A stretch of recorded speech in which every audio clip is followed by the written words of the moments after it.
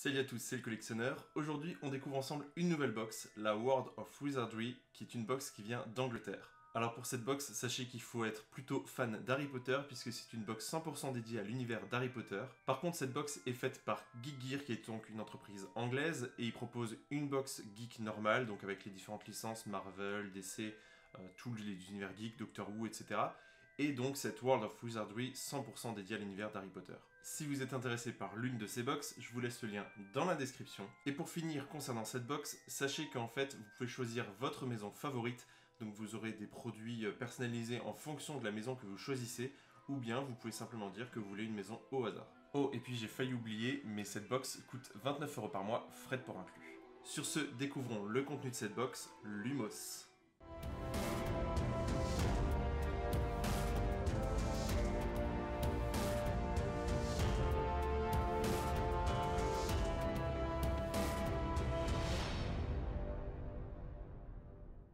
On commence avec un pins personnalisé pour sa maison, donc ici vous voyez que j'ai choisi Ravenclaw ou Serre d'Aigle en français. Le pins est vraiment plutôt sympa, en plus il y avait la possibilité d'en recevoir 3 différents, donc la version noire que j'ai reçue, également une version avec les contours argentés et une version avec les contours dorés. Le pins est exclusif à la box, il est en plus dans une jolie petite boîte, et personnellement je le trouve plutôt sympa. Je dirais que le seul défaut c'est qu'il soit rouge, alors que normalement la couleur de Ravenclaw c'est plutôt le bleu, mais à part ça c'est quand même un très beau pins. Ensuite, on trouve deux bracelets exclusifs à la Geek Gear Box. Par contre, les deux bracelets font référence au ministère de la Magie et pour le deuxième au département de renforcement de la magie. Donc je pense que là, par contre, ça fait plus référence à Fantastic Beasts ou les animaux fantastiques en français. Ensuite, on trouve dans la box cet art print, donc ici où on voit l'ombre d'Harry Potter avec derrière une genre d'ombre de Voldemort.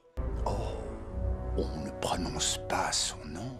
Avec marqué Neither can live while the other survives. Alors là, je sais que Geek Gear ont tendance à souvent mettre justement des art prints dans leur box.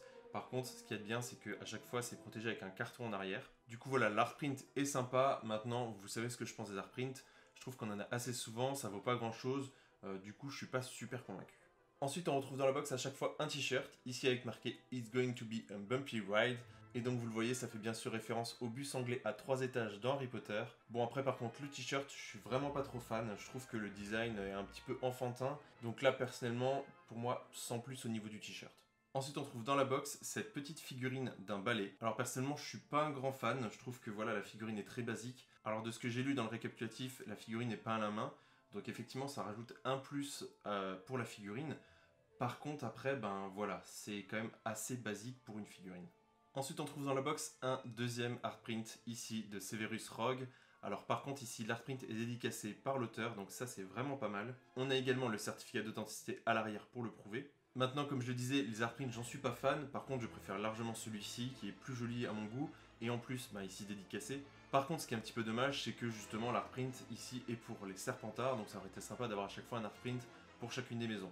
Maintenant, j'imagine que ça va être assez difficile de demander à l'artiste de créer justement 4 art prints, mais en tout cas, voilà, c'est déjà mieux que l'autre art print, mais ça reste un art print. Et on termine avec mon objet préféré de cette box, c'est un petit tableau avec le H de Hogwarts, donc pour les différentes maisons dans Harry Potter, et on retrouve en fond, dans le H, en fait, les différents logos de chaque maison, et au milieu marqué Hogwarts. Donc ça c'est plutôt sympa, je trouve que voilà, c'est un objet qui permet de décorer chez soi, c'est assez sobre, il n'y a que vraiment les fans de Harry Potter qui vont comprendre de quoi il s'agit, donc ça c'est aussi des choses que j'apprécie beaucoup.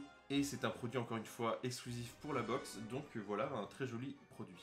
Et comme dans chaque Geek Gear, on a le droit à un récapitulatif, donc de très bonne qualité, avec donc le récapitulatif de la box, donc ici avec le balai peint à la main, le t-shirt avec le bus à 3 étages, l'art print réalisé par Paul Tonner est dédicacé, le petit tableau Hogwarts qui est sous licence officielle, l'autre art print qu'on avait reçu ici avec Harry Potter et Voldemort.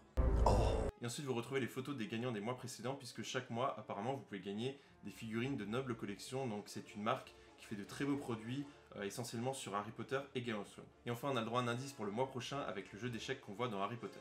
Donc voilà pour le contenu de cette box. Personnellement je suis pas déçu, mais par contre je trouve que peut mieux faire quand même. Les goodies sont sympas, bon les bracelets voilà c'est pas forcément pour moi, le pins par contre est très joli. Après par contre la figurine, celle-ci je la trouve quand même assez faible, elle est vraiment petite, et puis voilà ça manque quand même de détails. Donc là c'est peut-être un petit peu décevant au niveau de la figurine. L'art print est quand même assez sympa, notamment celui qui est dédicacé. Le t-shirt je suis pas fan, et par contre le tableau j'aime beaucoup. Donc Voilà, je suis assez mitigé. Pour moi, c'est une box assez moyenne. Alors n'hésitez pas à me dire dans les commentaires si vous êtes fan d'Harry Potter et ce que vous avez pensé de cette box. Je testerai également celle du mois prochain pour qu'on puisse se faire un meilleur avis sur la box sur un peu plus long terme, mais pas juste sur un mois, puisque vous le savez, ça peut varier assez souvent dans les box. En tout cas, j'espère que vous avez apprécié ce déballage. Si c'est le cas, n'hésitez pas à mettre un pouce bleu et on se retrouve très bientôt pour un prochain unboxing. Salut tout le monde.